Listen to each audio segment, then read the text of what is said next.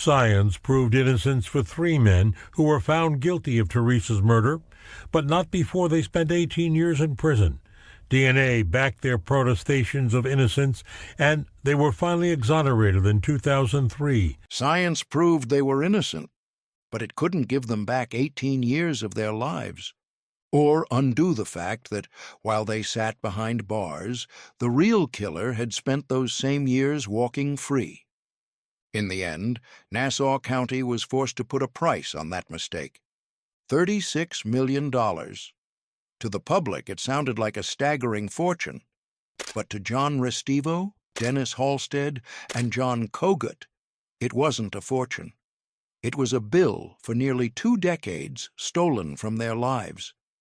When the three men filed their massive civil lawsuit, they weren't just asking for compensation. They were exposing one of the worst wrongful convictions in New York history. For 18 years, they had sat inside maximum security prisons for the 1984 rape and murder of a 16-year-old girl named Theresa Fusco, a crime DNA evidence would eventually prove they never committed. And while lawyers argued over the value of 18 stolen years, a far darker truth remained.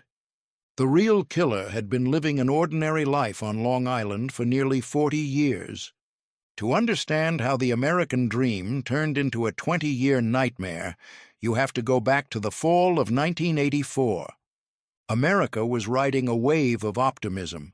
Ronald Reagan had just secured a landslide re-election victory. The economy was recovering, and the country seemed to be stepping confidently into the future. Steve Jobs had unveiled Apple's Macintosh, promising a new technological age.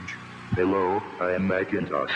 Ghostbusters and Footloose were dominating movie theaters across the country, and for many families, the quiet suburbs of Long Island still felt like one of the safest places in America. Lynbrook, New York, was exactly that kind of town. It was the sort of close-knit community where people didn't just know their neighbors, they knew their routines. Parents expected their children to come home after work, and few imagined that violence could find its way onto their streets. It was in this town that 16-year-old Theresa Fusco was building a future of her own. A high school junior with a passion for ballet, she dreamed of one day making it onto the professional stages of New York City. Her home life had its complications. Her parents had divorced and her father lived in the city, but the bond remained strong. Theresa and her siblings visited him constantly. By the time she was a junior in high school, she had a large circle of friends and a part-time job at a local roller rink called Hot Skates. She only worked there one night a week, just enough to have some pocket money while she focused on school and her dance rehearsals. Saturday, November 10th, 1984, was supposed to be the start of a busy, happy weekend. Theresa arrived at Hot Skates around 5:30 p.m. for her shift at the snack bar. Her plan was simple: work until closing, stay overnight at a friend's house, and then take the train into the city the next morning to see her father. She had already started packing her suitcase, but the night didn't go as planned. It started with a tense argument with her boyfriend. Then things got worse at work. The assistant manager lit into her, claiming she hadn't wiped down the tables well enough. The dispute escalated quickly, and in the heat of the moment, the manager fired her right then and there. Distraught and embarrassed, Theresa broke down. At 9:47 p.m., she walked out of the building in tears, stepping into the chilly November night alone. The next morning, the quiet of the Fusco household was broken by a mother's intuition. Theresa's mom went into her daughter's room and saw something that immediately made her stomach drop. The bed was perfectly made. On the floor sat the suitcase Theresa had been packing the day before. Her mom tried to stay calm, telling herself Theresa had just gone straight to her friend's house as planned. But when she called the friend, the answer on the other end was terrifying. Theresa had never shown up.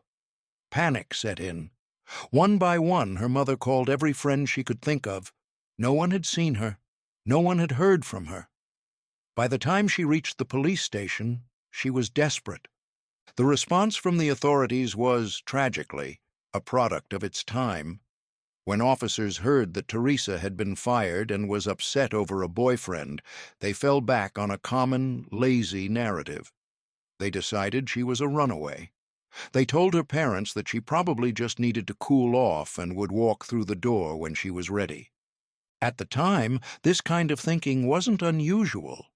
Throughout the 1980s, more than 1 million teenagers were reported as runaways every year in the United States. For investigators, cases like these often blurred together. Another missing teen, another assumption that they'd left on their own. And once that label was applied, something critical was lost: urgency. Leads weren't chased as aggressively. Early hours slipped away, and in many cases the investigation stalled before it ever truly began. But Theresa's family knew that was impossible. She was close with her mother. She had left her savings behind. She had left her clothes. Most importantly, she had left her future. You don't walk away from a life you love with nothing but the clothes on your back. The town was already on edge for another reason, too. Just 5 months earlier, in July, another girl had vanished. 15-year-old Kelly Morrissey had disappeared after being seen near a gas station less than a mile from the roller rink. Theresa and Kelly had been friends growing up, though they'd drifted apart as they got older. The similarities were impossible to ignore, but the police refused to link the two cases, insisting that Kelly, too, was likely a troubled runaway. As the days turned into weeks, the silence was replaced by something much more cruel. Theresa's mother began receiving phone calls from strangers. Some were obvious pranks, but one was haunting. A girl's voice, sounding remarkably like Theresa, begged for help, repeating over and over that she couldn't breathe. It was psychological torture for a family already living in a nightmare. That nightmare took its darkest turn on December 5th, 1984. 2 teenagers were walking along the railroad tracks, not far from Hot Skates, when they noticed something out of place. Tucked under a pile of leaves and discarded wooden pallets was a body. The medical examiner soon confirmed the family's worst fears. It was Theresa. She had been sexually assaulted and strangled to death. The state of her body suggested she had been killed the very night she disappeared, meaning that while the police were waiting for a runaway to come home, Theresa had been lying just a few hundred yards from where she was last seen. The investigation was now officially a murder case, but the window of opportunity had already begun to close. Investigators collected biological evidence from the scene, a semen sample that held the killer's genetic code. Back then, DNA wasn't something most people understood, and more importantly, it wasn't something investigators could use to solve a case like this. The police were under immense pressure to find a monster. They began questioning hundreds of men, looking for anyone who might have crossed paths with Theresa that night. They were looking for a lead, a name, or a confession that could settle the town's growing terror. But the pressure surrounding this case wasn't happening in isolation. As the investigation stalled into 1985, the quiet streets of Lynbrook were overshadowed by a much larger storm. Across New York, the mid-'80s were defined by the crack cocaine epidemic, a wave of violence that sent murder rates skyrocketing and pushed local police departments to the breaking point. In Nassau County, the pressure was suffocating. Politicians were demanding clean streets, and police leadership was obsessed with clearance rates, the statistics that proved they were closing cases. In this high-stakes environment, being thorough was often traded for being fast. The detectives in charge of Theresa's case weren't just looking for the truth anymore. They were looking for a way to stop the headlines. But without real leads, they began shaping a case around what little they had, and eventually they found a path that would lead them toward 3 men, but it was a path that would ultimately lead to one of the most significant legal disasters in New York history. It started with a man named Harold Smile. Smile struggled with psychological illness, making him an easy target for investigators. After hours of questioning, he told police that a man named John Restivo might know who was responsible. That was all they needed. On March 5, 1985, detectives moved in. Restivo was brought in for questioning and kept there for nearly 2 days. By the end of it, he confessed. But that confession wouldn't hold up for long. Restivo would later claim he had been beaten and choked during the interrogation, pushed until he said what the detectives wanted to hear. Still, the confession gave police exactly what they needed: a way forward. They used it to convince a judge to approve a wiretap on the phone of one of Restivo's friends, Dennis Halstead. During that surveillance, investigators captured a brief exchange, just a few seconds, where Halstead appeared to say "yeah" when asked if he had killed Theresa. He would later insist he was being sarcastic. It didn't matter. He was arrested anyway. As pressure mounted, Restivo also mentioned another name: John Kogut, a loose acquaintance who had occasionally worked for him and his brother. Kogut was already on police radar, not because of any real evidence, but because he had previously dated Kelly Morrissey, the same girl who had vanished just months earlier. 2 weeks later, on March 21st, detectives brought in 21-year-old John Kogut. They interrogated him for 18 straight hours, subjecting him to relentless psychological pressure. In the end, he broke. Kogut told investigators that the three of them had been driving around the area in Restivo's van when they saw Theresa walking home and persuaded her to get inside the vehicle. But when police took him back to the railroad tracks to walk through the crime, Kogut couldn't point out where the body had been found or where anything had happened. To the detectives, it didn't matter. They had their confession. To make the story stick in court, they needed physical evidence, so they searched Restivo's van. They claimed to find a single strand of black hair that matched Theresa's. At the trial in 1986, a forensic expert stood before the jury and swore that the hair was almost certainly Theresa's. In the mid-'80s, microscopic hair comparison was treated as a definitive science, even though we now know it is incredibly subjective and prone to error. Between Kogut's signed confession and that single strand of hair, the jury was convinced. All three men were sentenced to over 30 years to life. As they were led away in handcuffs, the police celebrated a solved case, and the town of Lynbrook felt a sense of relief. They believed the monsters were off the streets. But as the three men began their long sentences, asserting their innocence from behind bars, the real killer was still out there. And the evidence that could prove it, the biological samples taken from Theresa's body, was sitting in a storage locker, waiting for the world to catch up to the truth. The battle for that truth would take nearly 20 years.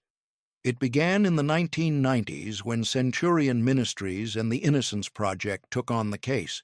They knew that while a confession is powerful, DNA is objective.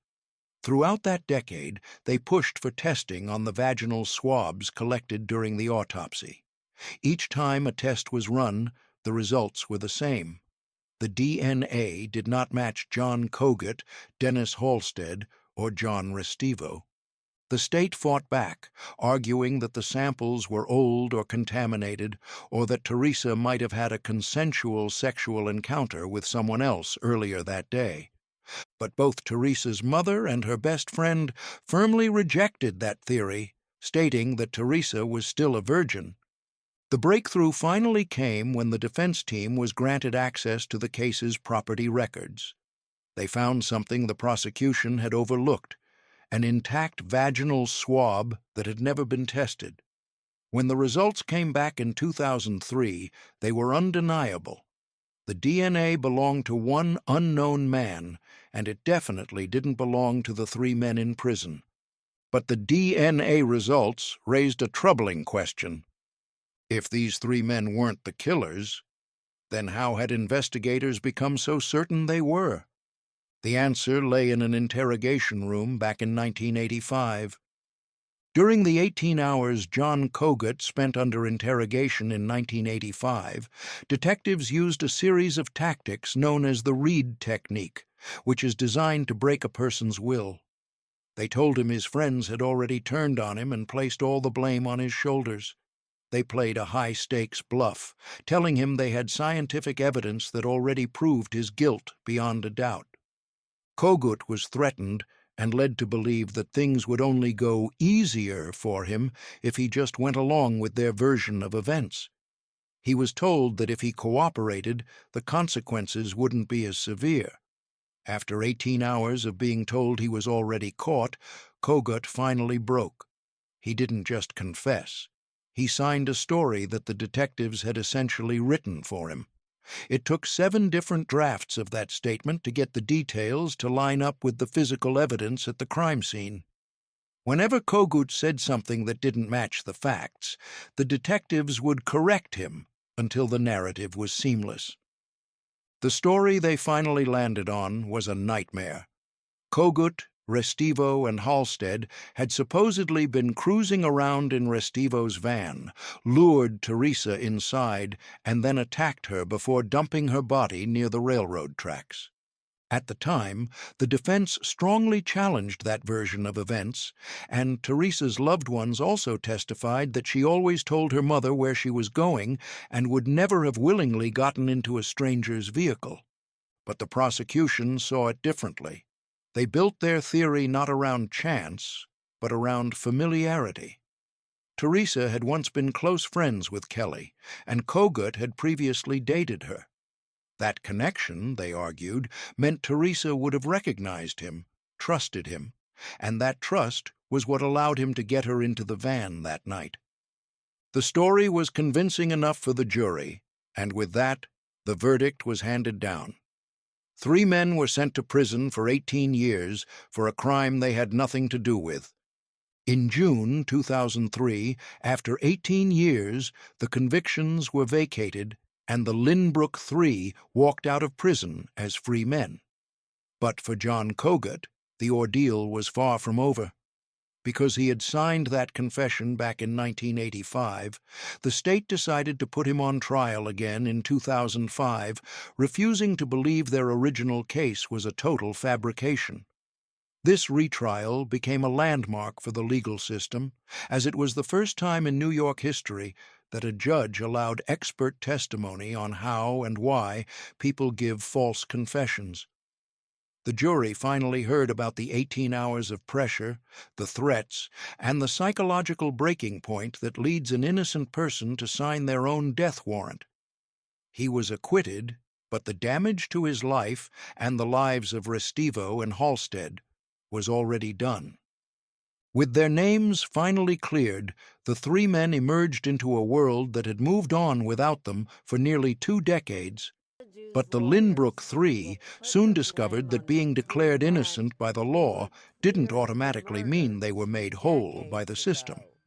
What followed was a wave of legal battles that exposed a deeply uncomfortable reality. In the American justice system, the price of a lost life is often calculated through a series of cold legal technicalities.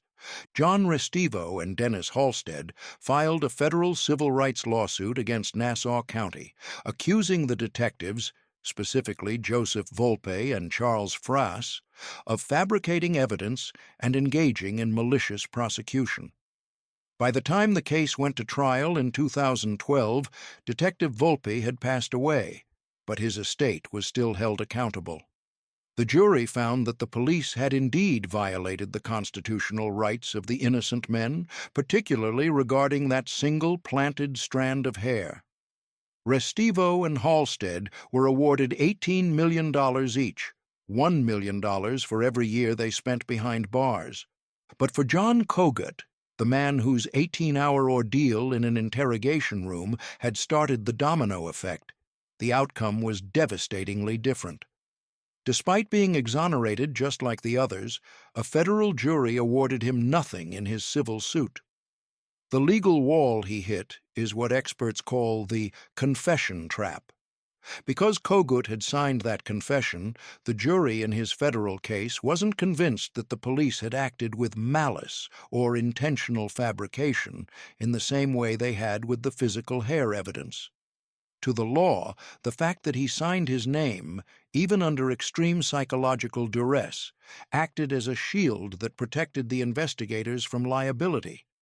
Kogut eventually received $1.5 million through the New York State Court of Claims, a separate legal path that pays out for unjust conviction without needing to prove the police were evil.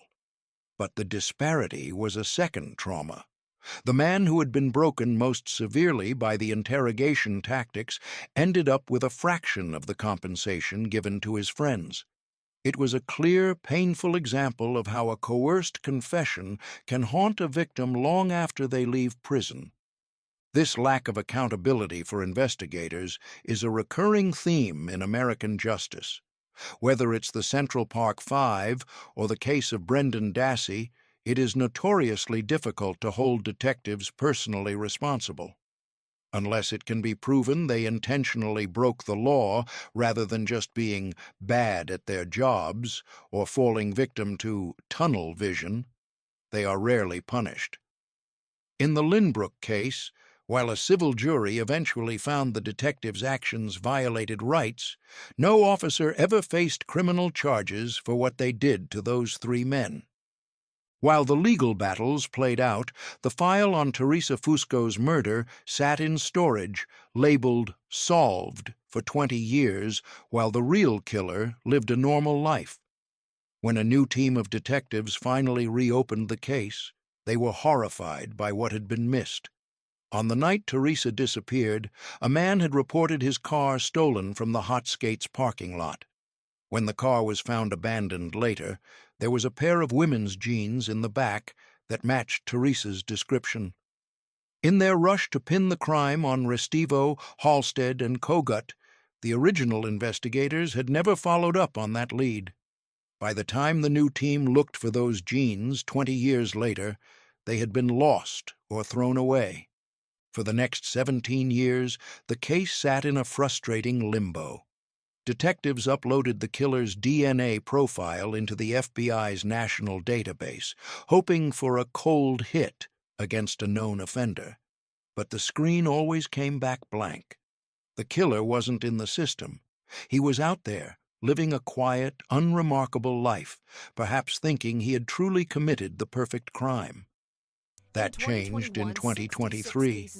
Technology had finally reached a point where investigators didn't need the killer to be in a criminal database.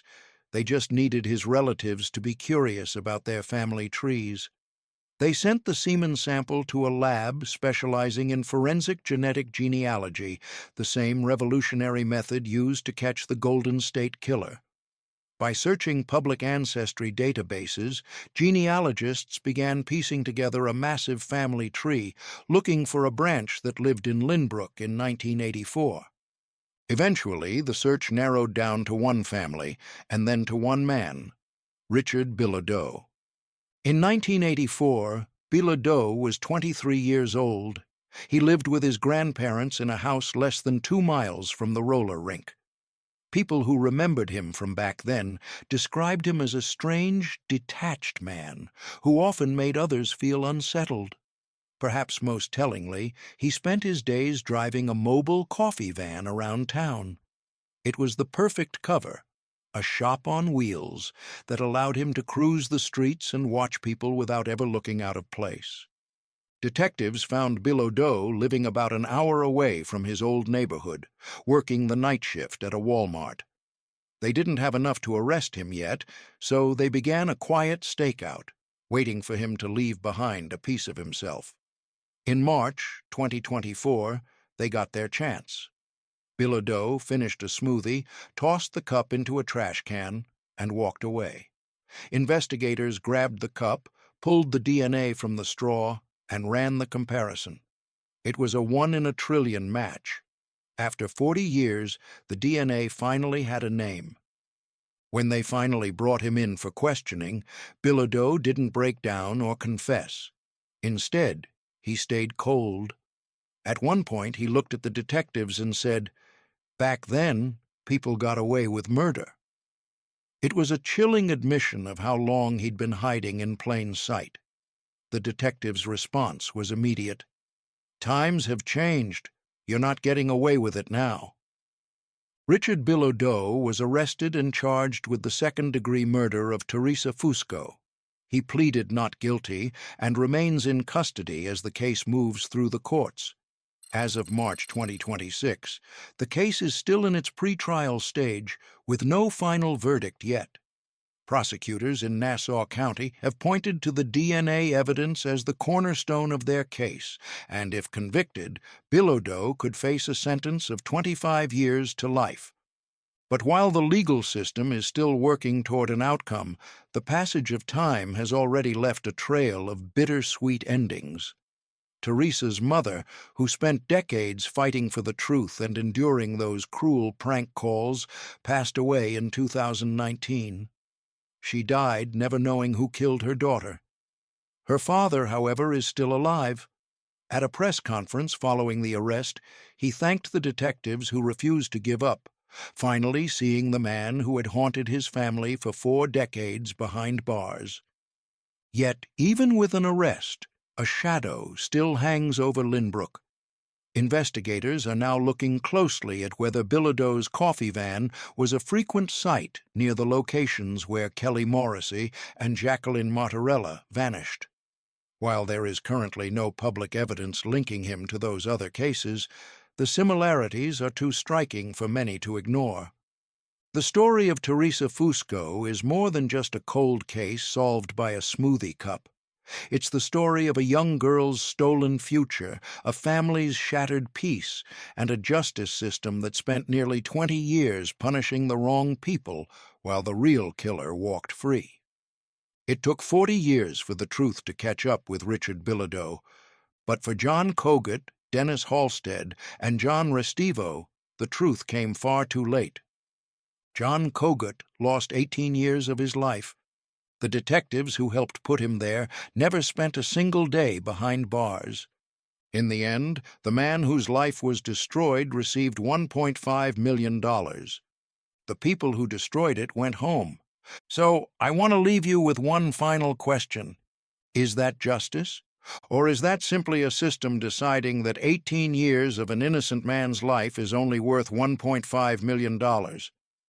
Let me know what you think in the comments. I'd really like to hear your perspective.